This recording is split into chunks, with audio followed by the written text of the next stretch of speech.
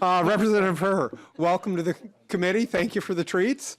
Representative Katiza-Watoon, would you move that House File 448, do I have that right? I do, be before the committee for possible inclusion in a future omnibus bill? Yes, I would like to move that House File 448 be moved for possible inclusion in the future omnibus bill. Thank you very much. Representative Herr, thank you to welcome to the committee. Please introduce yourself for the tape and proceed with your testimony. Thank you, Chair Daphne and members. My name is Kali Herr. I'm representative. Before I start my testimony today and talking about House File 440, I just wanted to say that I brought nothing but the best for all of you. This is from Willet's Bakery. I don't know how many people are familiar with St. Paul, but that's the go-to place for pastries and deliciousness. So enjoy. So thank you for moving the House File, House File 448 for possible inclusion in the Education Finance Omnibus Bill. I appreciate the opportunity to tell you more about this bill and why it is critical for the future of education for our state. To start, what this bill seeks to do is increase ELL funding from $704 to $1,400 per student per year, with an increase in multipliers for schools with high EL concentrations from $250 to $1,000 per student. That would increase total funding for EL from $59 million to $142 million. This is a large increase, but a necessary one. In the Minnesota Department of Education English Learner Education Fall 2018 report, MDE reported that there were over 73,000 students enrolled in English learner status, with English learner status. In the previous year, it was 71,919. The EL population is growing faster than the rate of total enrollment. In St. Paul schools, which is my district, there are 11,000 EL students that speak 129 languages and dialects. That means that 1 in every 3 students is an EL student. To put this in perspective, if St. Paul's EL students were its own district, it would be the 8th largest school district in the state. The primary responsibility in meeting the needs of EL lies with local education and agencies. In over 15 years, the per pupil amount of $700 has not changed. Last year, over 40% of school districts across the state had a shortfall in their funding for EL, a total of over $104 million. To make up the difference between revenues coming in and actual cost of EL, school districts use their general funds to fill this gap. This is not just an issue impacting urban school districts, but districts across the state. When looking at how EL funds are distributed between urban, suburban, rural, and charters, Minneapolis and St. Paul would receive about 25% of the funds. The rest is split between the suburbs and greater Minnesota. Lack of funding for this growing population has led to high student-teacher ratios, outdated curriculum, insufficient professional development for our educators, inadequate family support, and the inability to develop programs that have been proven to work.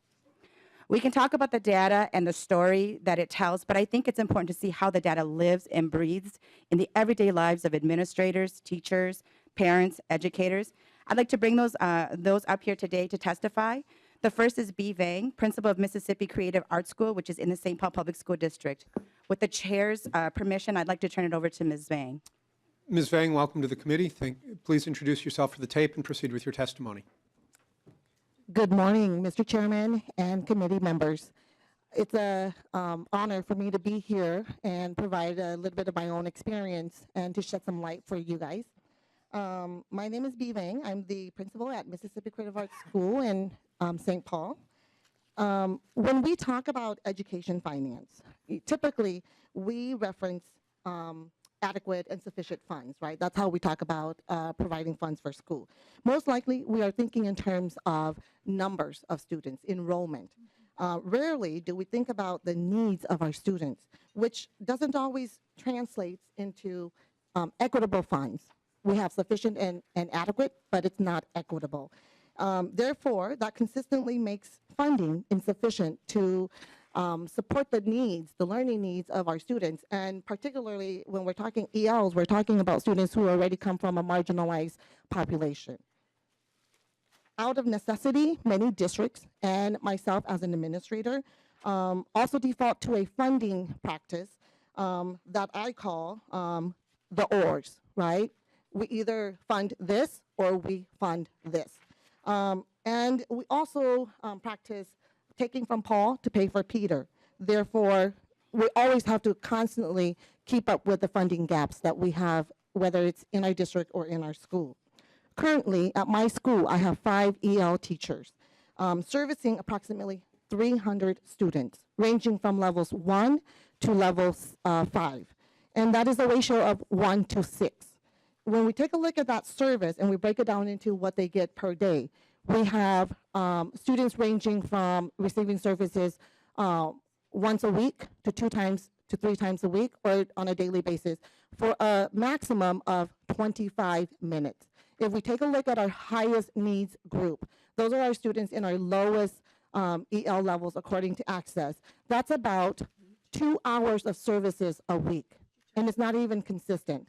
When you think about that, if it was your child receiving 2 hours of specific language instruction a week, there's a lot of injustices in that system of servicing students.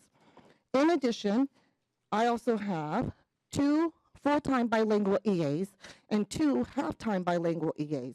When I think about the services that goes out towards my students and my families from these bilingual EAs, we know that we want to maximize their time in the classroom. We want them to make sure that they provide academic support to our student.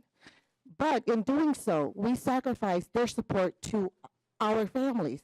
I don't know about you guys, but on a daily basis, I have to tell my bilingual families, I'm sorry, I can't help you today because I don't speak Spanish. You will have to come back tomorrow.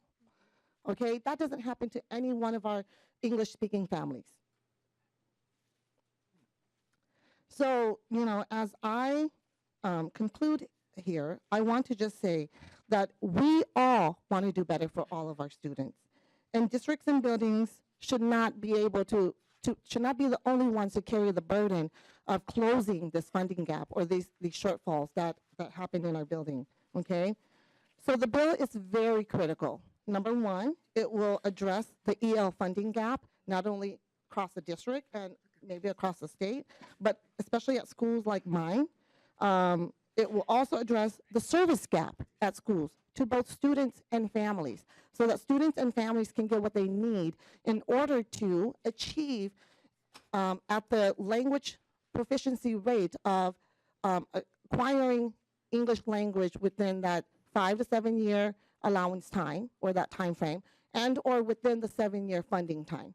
Because when we don't have adequate services or equitable services, then our students are stuck in ELL services for their lifetime while they attend a school in St. Paul. So I want to say it again that I appreciate this opportunity, Mr. Chairman, representatives, to be able to come before you and share a little bit of my experience. Thank you. Thank you, Ms. Vang. Representative Her, you have other testifiers?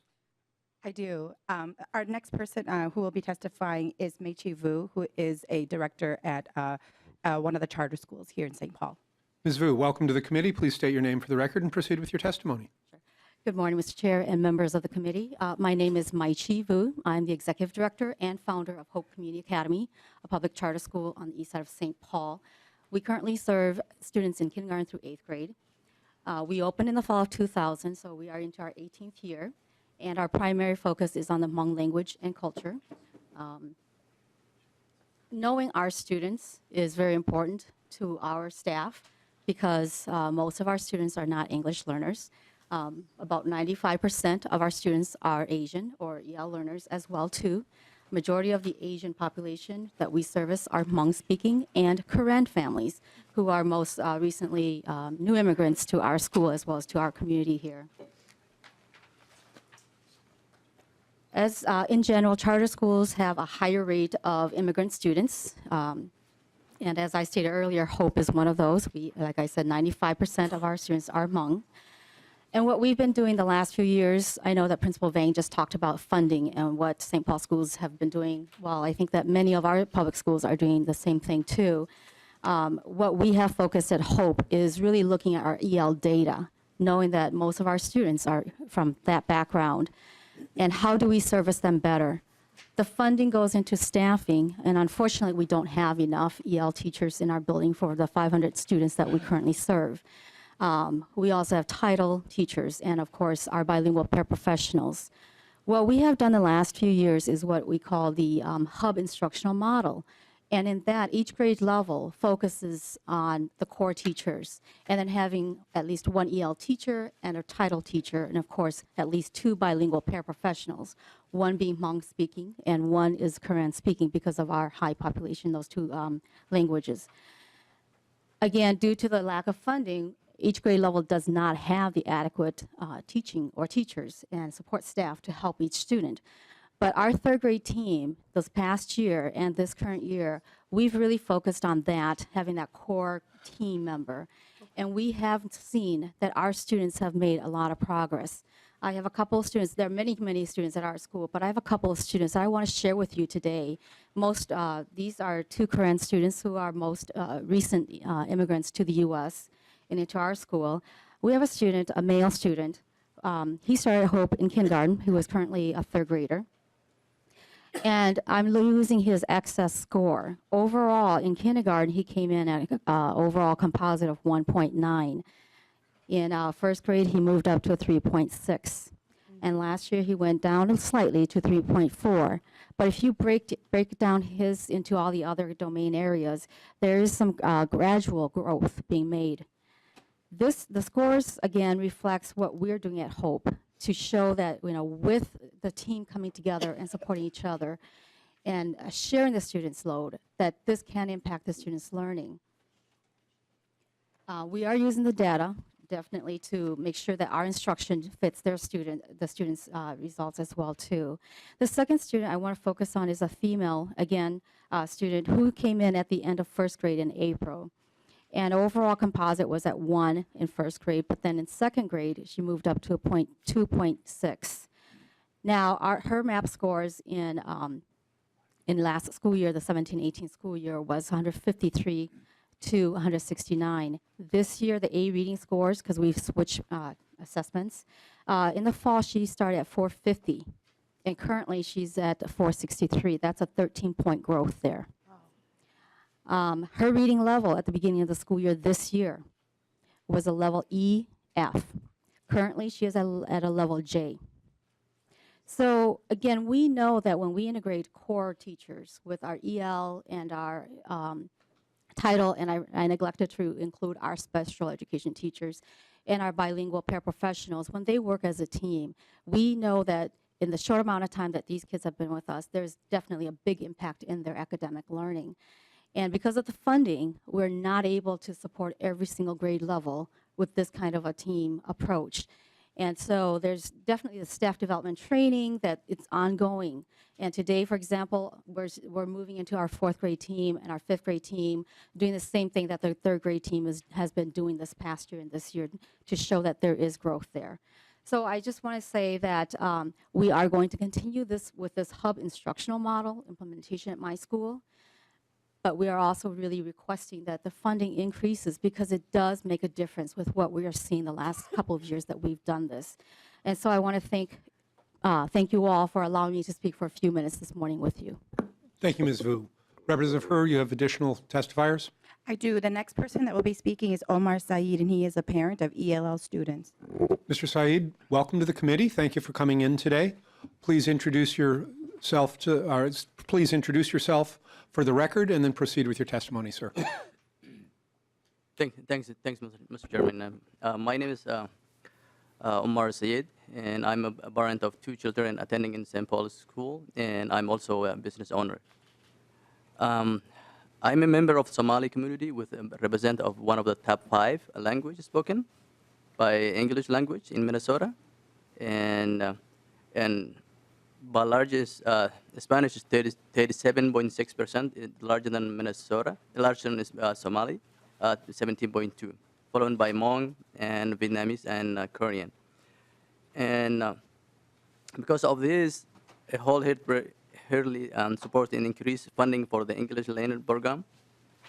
Children from the immigrant and refugees family are diverse. Some arrive highly educated, where some have come from little to no formal education.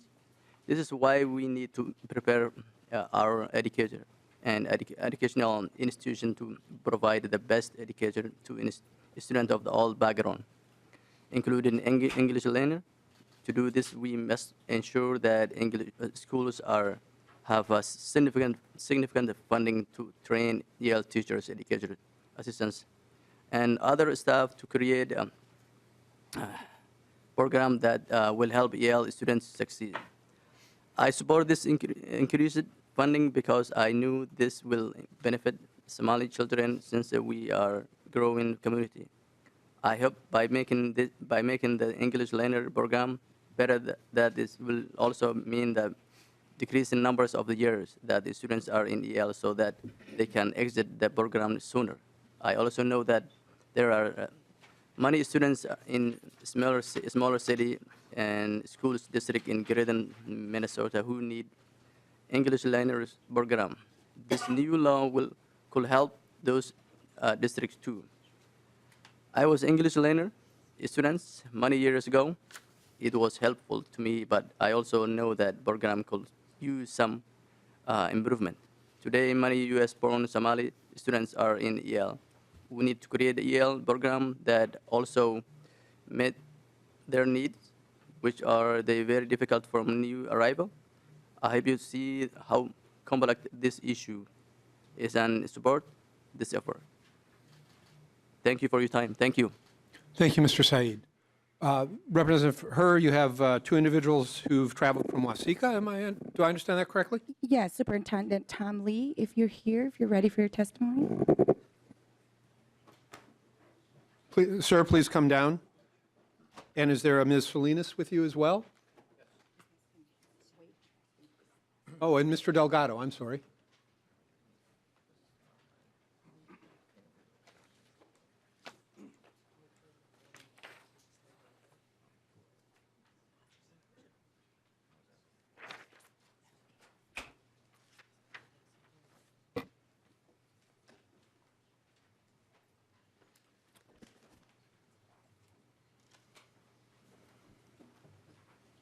Superintendent Lee, welcome to the committee. When you're prepared, please introduce yourself for the tape and continue with your testimony. Chair Davney and representatives, thank you for the opportunity to be here, and thank you for putting us last. The roads from Waseca were a little slow going today. I can imagine. Yes. Good morning. Thank you for the opportunity to address this issue and specifically this bill.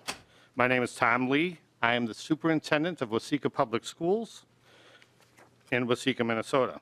Waseca has over 1,900 students, 38% who receive free and reduced lunch, 16% students of color, including 13% of our students who are Latino. We have 90 EL students who are mostly Latino, but whose primary language may also be Somali, Chinese, or another language. 17% of our 1,900 students receive special education services. We have 3 full-time EL teachers, 4 dedicated EL paraprofessionals, a cultural liaison, and we use interpreters for families in our EL programs.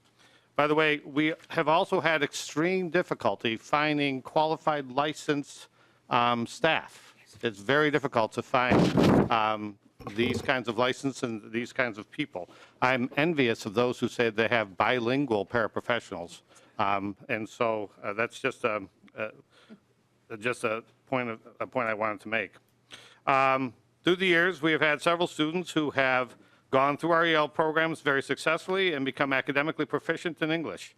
Because of the Birds Eye packing plant in Waseca, we also have a large number of migrant seasonal workers who arrive in the spring and leave in the fall after the pea and corn pack is completed. Their children attend our schools and are often not reflected in our numbers. We receive a little over $26,000 in EL funding, and our expenses are a little over $300,000.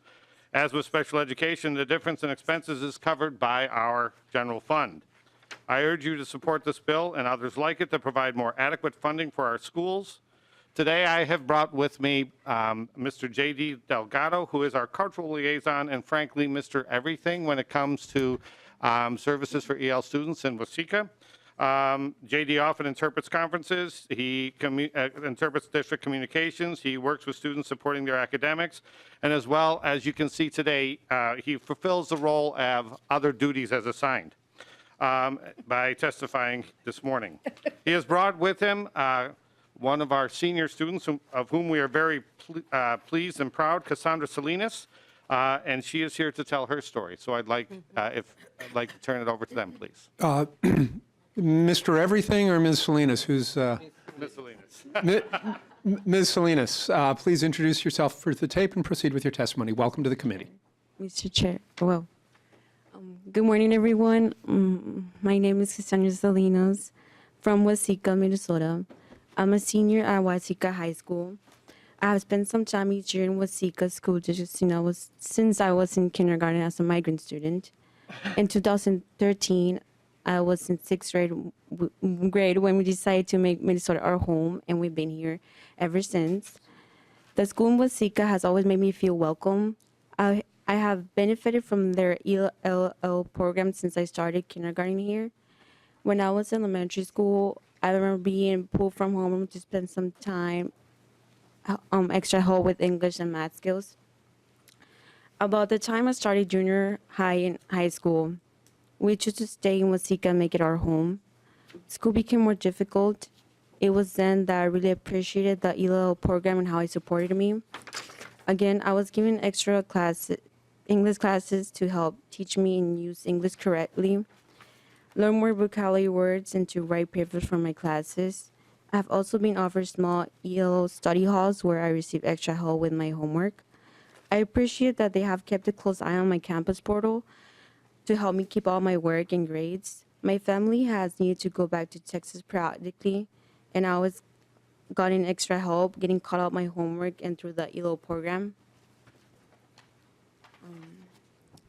The ELO program has given me extra boost and confidence I needed to succeed. In fact, I made the honor roll right here.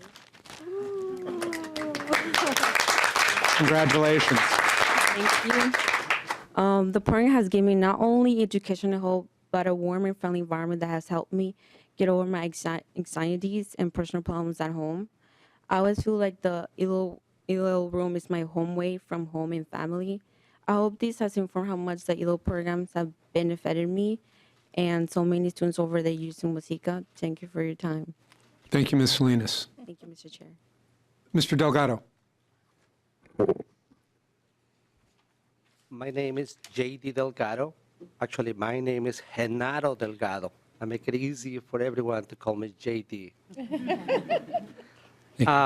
I am an immigrant from Mexico. We immigrated about 27 years ago, and we made Waseca our home. I am currently the cultural liaison for Waseca. We're here today to request more funding for our ELL program. I am not prepared for a speech or anything, but what I can give you today is that if you can see Cassandra over here, she is the work of all of these ELL support, teachers, staff members, that we work very hard trying to ensure that she succeeds in life.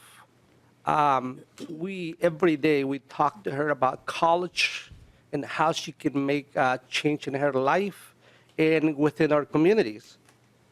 Because we kind of request funding, but actually what I wanna do with these kids' life is not only give them the classes, but ensure that they achieve college, achieve a different dream, make everything accessible for them. If we have professional ELL teachers, it will make a big difference. So funding is very important again, because thanks to the money that is allocated to our programs, I am here today, and we support kids like Cassandra, people from Somalia, people that has difficulties in their life. We were talking about refugee kids that were chasing away and they were being killed. So they show in our program, and we need to have these professionals, these people that cares enough about the ELL program and making a difference in kids' life. That's all I have. So. Thank you, Mr. Delgado. This is a public hearing. Is there anyone in the public who would like to testify either for or against House File 448?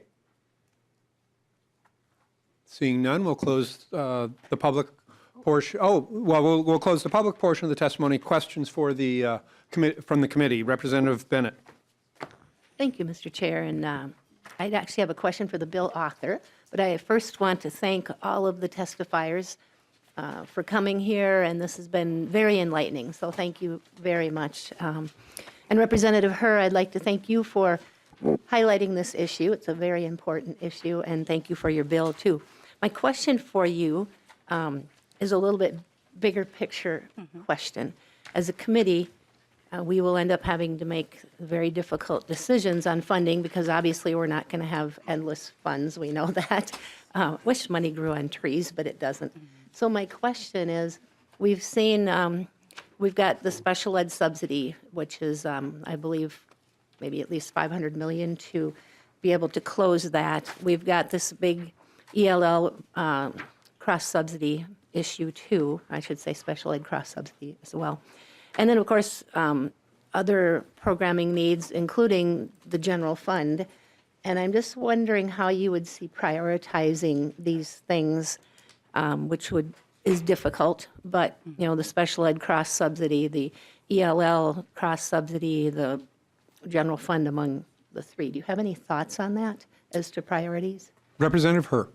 Thank you, Mr. Chair, and thank you, Representative, for the question. I'm going to bring back the two principals to maybe sit here with me because the truth is that I think that any funding, there are a lot of priorities, right? We always look at our children from a holistic approach in that our children are very complex beings. They need special ed services. They need ELL services. They need mental health services. There are so many things that we really need to do in order to ensure that our children are in an environment that they can learn. So I feel for the struggle that you will all have to go through in order to figure out how to do this.